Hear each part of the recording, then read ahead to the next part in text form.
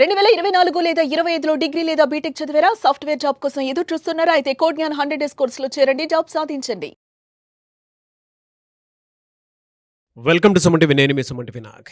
వృద్ధాప్యంలో ఉన్నప్పుడు పిల్లలు పేరెంట్స్ని వృద్ధాశ్రమాల్లో వదిలేయొచ్చా? అది ఎంతవరకు కరెక్ట్? చట్టాలు అసలు అటువంటి వాటికి ఏం చెప్తున్నాయి అనేది ఈరోజు మనతో పాటు హైకోర్టు అడ్వకేట్ అలగర్ రవీంద్రనాథ్ గారు ఉన్నారు. అది వారి మాటలు తెలుసుకుందాం.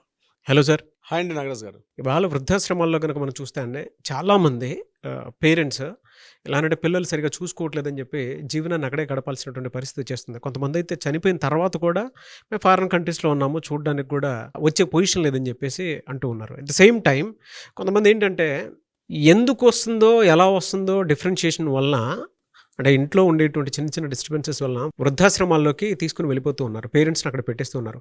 అది ఎంతవరకు కరెక్ట్? అసలు చట్టాలు అటువంటి వాటికి ఏం చెప్తున్నాయి? ఎందుకంటే చిన్నప్పటి నుంచి పెంచి పోషించి దాంతోపాటు ఆస్తిపాస్తులు ఇచ్చి చాలా ఎడ్యుకేషన్, మంచి క్వాలిటీ ఎడ్యుకేషన్ ఇచ్చి వీళ్ళకి కర్మ ఎందుకు అనేటువంటి ఆలోచనతో అడుగుతున్నాను. ఈరోజు వృద్ధాశ్రమాల్లో ఉన్నారో వాళ్ళందరికీ కూడా నేను చెప్పేది ఒకటే, మీరు పిల్లల్ని కనలేదు, వాళ్ళని ఏం చేశారంటే మీరు ఒక సమాజానికి ఒక చెడిపోయినటువంటి, ఒక ఆలోచన లేనటువంటి ఒక దౌర్భాగ్యుల్ని కన్నారంట. నేను మీకు దౌర్భాగ్యులే, అయ్యో మా పిల్లల్ని అలా అనకండి అంటాను. మిమ్మల్ని వృద్ధాశ్రమాల్లో పడేసే వాళ్ళని ఇంతకన్నా దారుణమైన పదవి ఉంటే అది కూడా ఉపయోగించవచ్చు. 100% వృద్ధాశ్రమాల్లో పిల్లల్ని చేర్చే పిల్లలు కూడా ఒక వ్యాఖ్య నేను చేయబోతున్నాను నాగరాజ్ గారు. ఎందుకంటే వృద్ధాశ్రమాల్లో మీరు బాగా ఆర్థికంగా మంచి పుష్టిగా ఉండి, మీరు ఆర్థికంగా ఉన్నా లేకపోతే పక్కన పెట్టండి, వృద్ధాశ్రమాల్లో తల్లిదండ్రులను చేర్చడం అనేది చాలా తప్పు. మరి వృద్ధాశ్రమ లైసెన్స్ గవర్నమెంట్ ఇస్తుంది కదండి. వృద్ధాశ్రమాలు గవర్నమెంట్ లైసెన్స్ ఇస్తుంది దేనికి? పిల్లలు లేని వాళ్ళు, చేదోడు వాదోడు లేని వాళ్ళ కోసం అని చెప్పి ఒక సొసైటీకి ఏర్పాటు చేసే తప్పించి, మీరు బాగా ఫైనాన్షియల్గా గట్టిగా ఉండి మీ పిల్లల్ని మీరు చూసుకొని, మీ భార్యని మీరు చూసుకొని, మీరు బాగా ఉన్నటువంటి సమయంలో మీ పేరెంట్స్ని తీసుకెళ్ళి ఆ ఉన్నటువంటి ఆ యొక్క వృద్ధాశ్రమాల్లో పడేయమని చెప్పి దానికోసం వృద్ధాశ్రమాలు లేవండి. వృద్ధాశ్రమాలు ఉన్నవి ఎవరి బాగోకులు, ఎవరూ లేనటువంటి ఆ టైంలో ఆ పండు వయసులో ఎవరూ తోడు లేనటువంటి వారికి ఒక ఆసరా కల్పించడం కోసం ఏర్పాటు చేసినటువంటి చట్టంలో వెసులుబాటు మాత్రమే. అందుకే ఒక మహాకవి, ఒక మహానుభావుడు ఒకసారి అన్నాడు, ఏ దేశంలో, నా దేశంలో ఏ రోజైతే వృద్ధాశ్రమాలు ఉండవో ఆ రోజు నా దేశం నిజమైన దేశం, అప్పుడు నా దేశం అభివృద్ధి చెందిన దేశం తప్పించి టెక్నాలజీ అభివృద్ధి చెందిన దేశం కాదు. వృద్ధాశ్రమాలు లేనటువంటి దేశాన్ని ఊహిస్తానని చెప్పి ఒక మహానుభావుడు చెప్పడం జరిగింది. అంటే ఎందుకు నేను చెప్తున్నా అంటే, వృద్ధాశ్రమాలు గవర్నమెంట్ లైసెన్స్ ఇస్తుంది. ఎందుకోసం అంటే ఎవ్వరు కూడా చేదోడు వాదోడు లేనటువంటి ఆ వయసులో ఉన్న వాళ్ళకి ఒక ఆసరా కల్పించడం కోసం తప్పించి అన్ని విధాలుగా పుష్టిగా ఉన్నటువంటి వాళ్ళకి వృద్ధాశ్రమాలు కాదు. ఇది గుర్తుపెట్టుకోవాలి. నెంబర్ 2, ఇక్కడ ఆస్తులు ఇస్తేనే మేము తల్లిదండ్రులను చూస్తాం, ఆస్తులు ఇవ్వకపోతే మేము తీసుకెళ్ళి ఒక దాన్ని ఏమంటారంటే ఒక కేజీ బోన్లో పడేస్తామంటే అది కూడా కుదరదు.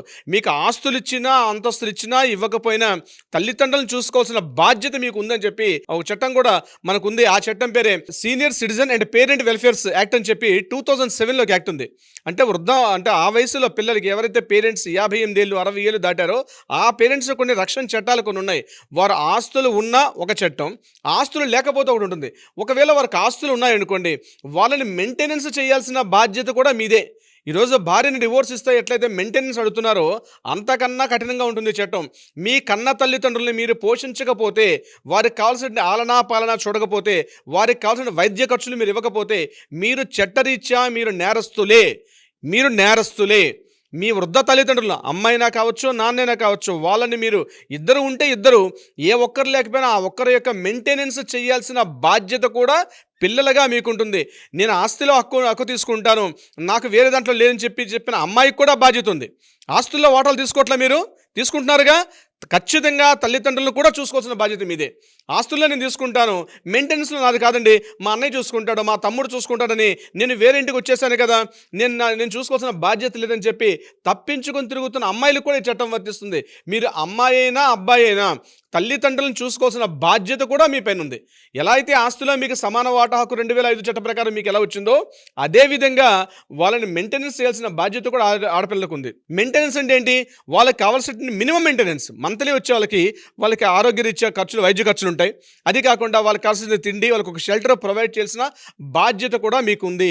అలా ఎవరైనా పేరెంట్స్ పిల్లలు బాగా సొసైటీలో మంచి స్టేటస్ ఉన్నా, లేకపోతే సాధారణ ఉద్యోగం ఏదో ఒకటి ఉద్యోగం చేసుకుంటారు కదా, అది ఏదో ఒకటి చేసుకున్నా పిల్లలు సరిగ్గా చూసుకోకుండా ఉన్నటువంటి పేరెంట్స్ ఎవరైనా ఉంటే తక్షణమే ఈ వీడియో అందరికీ షేర్ చేయండి. అదొక సామాజిక బాధ్యత.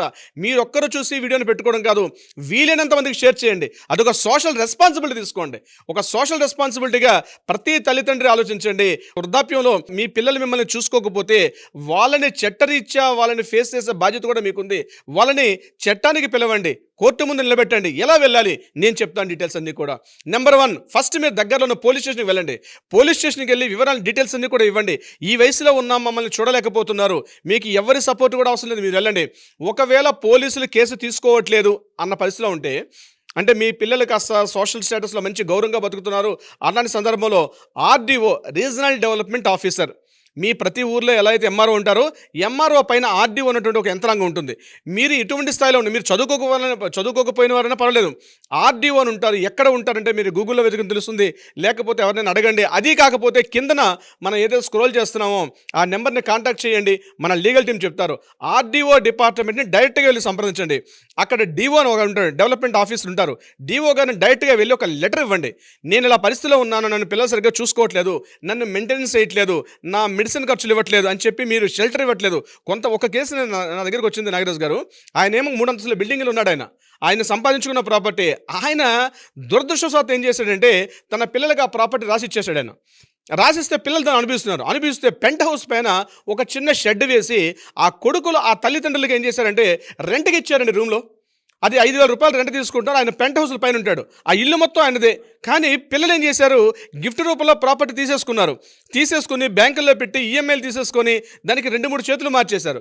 ఈ తండ్రి గారు ఎక్కడ ఉండడానికి అవకాశం లేదు. ఈయన ఏం చేశారంటే, బాబు నాకు ఒక రూమ్ ఇవ్వరంటే పైన రెంటేసి, నీకు ఈ వయసులో నీకు ఇస్తున్నాం, పైన షెల్టర్ ఇచ్చాం కదా, నాకు రెంట్ కావాలని చెప్పి కింద పోర్షన్కి ఎట్లయితే రెంట్ వసూలు చేస్తున్నాడో అదేవిధంగా తండ్రి దగ్గర నుంచి కూడా రెంట్ వసూలు చేసిన ఆ మహానుభావుని కొడుకులు కూడా ఉన్నారు. నాగరాజు గారు నాకు ప్రత్యక్షంగా వచ్చిన కేసు ఇది. నేను వాళ్ళని పిలిపించి ఆర్డీఓ గారితో మాట్లాడితే అప్పుడు ఆర్డీఓ గారు పిలిచి స్పాట్లో సమన్స్ ఇష్యూ చేసి ఇమీడియట్గా వాళ్ళ మెయింటెనెన్స్ ఆ రూమ్ ఏదైతే ఉందో ఆ రూమ్ కూడా రెంట్ లేకుండా క్లియర్గా నోటీస్ ఇష్యూ చేశారు. ఒకవేళ ఆర్డీఓ గారు అంత చర్య తీసుకోకపోతే ఇమీడియట్గా కోర్టును ఆశ్రయించండి. డెఫినెట్గా మన ఆంధ్రప్రదేశ్ రాష్ట్రాల్లో అయితే ఆర్డీఓ గారికి ట్రిబ్యునల్ అథారిటీ ఇచ్చారు. అదేవిధంగా తెలంగాణలో అయితే ఫస్ట్ క్లాస్ మ్యాజిస్ట్రేట్ పవర్స్ ఇచ్చారు దీనికి. అంటే ప్రతి విషయాన్ని కూడా కోర్టుకు వెళ్ళి మాట్లాడకుండా, ఎస్పెషలీ సీనియర్ సిటిజన్స్ సంబంధించి ఏవైతే కేసులు వస్తాయో మెయింటెనెన్స్ ఇట్లాంటి అన్నీ కూడా ఆ కేసులకు సంబంధించి ఆర్డీఓ గారికి పూర్తి పవర్స్ ఉన్నాయి. మీరు కోర్టుకు వెళ్ళాల్సిన అవసరం కూడా లేదు.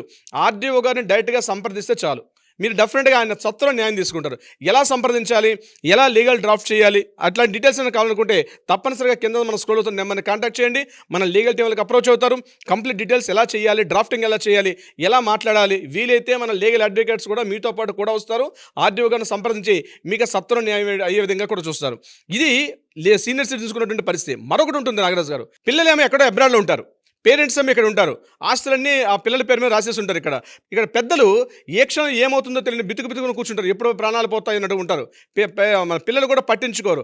ఎప్పుడో వాళ్ళకి బుద్ధి పుట్టినప్పుడు, ఎప్పుడో మాట్లాడినప్పుడు ఒక వీడియో కాల్ చేస్తారు బాగున్నారని చెప్పి. అది కూడా ఈ అమావాస్యకో పున్నానికో నెలకొకసారికో 3 నెలలకు ఒకసారి. ఇక్కడ మాత్రం వాళ్ళు చితికిపోయిన జీవితాలు పొద్దు నుంచి తోచగా ఏం చెయ్యాలి ఇట్లాంటి అగమ్యగోచర స్థితిలో ఉంటారు. అట్లాంటి పరిస్థితి కేసుల్లో కూడా వాళ్ళు ఎక్కడ ఉన్నా సరే, మీ పిల్లలు ప్రపంచంలో ఏ మూల ఉన్నా సరే మీరు భయపడాల్సిన అవసరం లేదు. ఆర్డీఓ గారిని ఆశ్రయించండి, లేదా కింద స్క్రోల్ అవుతున్న నెంబర్ని మీరు కాంటాక్ట్ చేయండి, వాట్సాప్ చేయండి. ఒకవేళ మా కాల్స్ బిజీగా ఉంటాయి, కింద వాట్సాప్ చేయండి, కంటెంట్ ఇవ్వండి. మీకు ఇమీడియట్గా మన లీగల్ టీం వాళ్ళతో మాట్లాడతారు. డెఫినెట్గా మీకు సత్వరం న్యాయం అందుతుంది. సీనియర్ సిటిజన్స్కి ఒక యాక్ట్ ఉంది, మిమ్మల్ని చూసుకోవాల్సిన బాధ్యత పిల్లల పేరు మీదుగా ఉంది. నాగరాజ్ గారు, అలాంటి వాళ్ళు అంటే ఏదైనా సమస్య ఉన్నప్పుడు మీ ఇలాంటి వాళ్ళని అప్రోచ్ అవుదాం అనుకున్నటువంటి వాళ్ళు చాలామంది ఉన్నారు. ఎందుకంటే ఇవాళ ఇంట్లో ఏ రకంగా ఉంది అని అంటే సార్ పరిస్థితి, భార్యాభర్తలకు పొసగట్లేదు. కన్న తల్లిదండ్రులకిను ఒక కొడుకులకి ఆడపిల్లలకి మధ్య కూడా, అంటే కూతుళ్ళకి కూడా మధ్య పొసగట్లేదు. చిన్న చిన్న గొడవలు అవన్నీ. తర్వాత స్నేహితుడు మోసం చేసినటువంటి సందర్భాలను చూస్తాం. అండ్ వ్యాపారంలో కొంతమంది దెబ్బతింటూ ఉంటారు. అలా రకరకాల సమస్యలు ఉన్నాయి ప్రతి ఒక్కరికి. లీగల్గా నాకు ఇక్కడ వెళ్తే ఈ సమస్యకి పరిష్కారం దొరుకుతుంది అనుకొని వేచి చూసేటువంటి వాళ్ళు చాలామంది ఉన్నారు. మిమ్మల్ని అప్రోచ్ అవుదాం అనుకున్నటువంటి వాళ్ళు వీడియో చూసిన తర్వాత ఎలా అప్రోచ్ అవ్వాలి? తప్పనిసరిగా నాగరాజ్ గారు, మీరు ఎటువంటి సమస్యలో ఉన్నా, అది ప్రాపర్టీ ఇష్యూయా, లేదా ఫ్యామిలీ ఇష్యూయా, లేదు ఇతరత్ర కంపెనీస్లో జాబ్ ప్రొఫైల్, ఎనీ ఇష్యూ ఏదున్నా సరే చట్ట ప్రకారంగా మీకున్న హక్కులు మీరు తెలుసుకోవడం మీకు బాధ్యత. కింద స్క్రోల్ అవుతున్న నెంబర్ని కాంటాక్ట్ చేయండి. తప్పనిసరిగా లీగల్ టీం మీకు ఎప్పుడు కూడా సపోర్ట్ చేస్తుంటాం. Ravindranath advocate, Hyderabad, Telangana, high court of Telangana. డెఫినెట్గా మీకు ఎప్పుడు మీకు అందుబాటులో ఉంటారు. సత్వర న్యాయం కోసం ప్రయత్నం చేస్తూ ఉంటారు. ఎల్లప్పుడూ 24/7 any time you can call me. Directly మనం రెస్పాన్స్ అవుదాం నాగరాజ్ గారు. డెఫినెట్గా థ్యాంక్ యూ అండి. Thank you so much Ravindranath garu. Thank you so much Nagaraj garu. చూశారు కదండి వీడియో. ఈ వీడియోపై మీ అభిప్రాయాన్ని కమెంట్ బాక్స్లో పోస్ట్ చేయండి. ముఖ్యంగా మీరు కనుక అలగిరి రవీంద్రనాథ్ గారిని హైకోర్టు అడ్వకేట్ అప్రోచ్ అవ్వాలి అనుకుంటే స్క్రీన్ మీద మీ కాంటాక్ట్ నెంబర్ కనిపిస్తుంది. దాన్ని మీరు కాల్ ఆర్ మెసేజ్ వాట్సాప్ చేసి అపాయింట్మెంట్ బుక్ చేసుకోండి. ఈ వీడియో లైక్ చేయండి, షేర్ మాత్రం తప్పకుండా చేయండి. ఇలాంటి మరిన్ని వీడియోస్ కోసం మా ఛానల్ ఫాలో అవ్వండి. Thank you. సుమన్ టీవీలో మీ పర్సనల్ అండ్ బిజినెస్ ప్రమోషన్స్ కోసం కింది నెంబర్కి కాంటాక్ట్ చేయండి.